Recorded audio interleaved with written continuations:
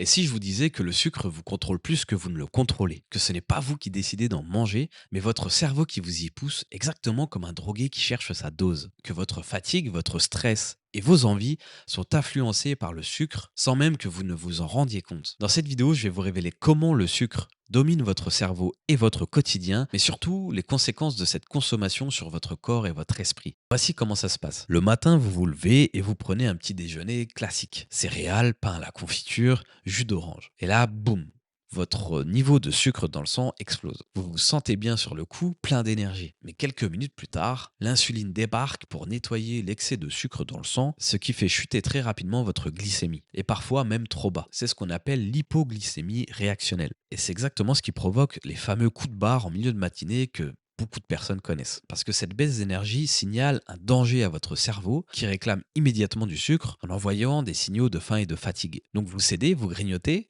et le cycle recommence. Pic de glycémie, intervention de l'insuline, fatigue et rebelote. Vous répétez ainsi ces effets yo-yo tout au long de la journée, alternant entre des moments d'énergie superficielle et des moments de fatigue. Et tout cela à cause de votre premier repas qui a donné le ton pour le reste de votre journée. Donc la prochaine fois que vous vous sentez fatigué en journée, demandez-vous si c'est pas à cause d'un excès de sucre plutôt qu'un manque d'énergie. Car votre corps est constamment obligé de gérer ses excès tout au long de la journée, ce qui évidemment épuise ses propres ressources. Parce qu'une personne qui ne subit pas de pic de glycémie aura une énergie et une humeur beaucoup plus stable tout au long de la journée. Et ces montagnes russes glycémiques n'affectent pas que votre énergie. Elles bouleversent également votre humeur et votre état émotionnel. D'un côté, l'excès de sucre perturbe la production de sérotonine, qui est l'hormone du bien-être, et de l'autre, la chute brutale de votre glycémie active la production de cortisol, qui est l'hormone du stress. Et les résultats de tout ça, c'est de l'irritabilité, de l'anxiété et une instabilité émotionnelle que vous attribuez peut-être à votre patron,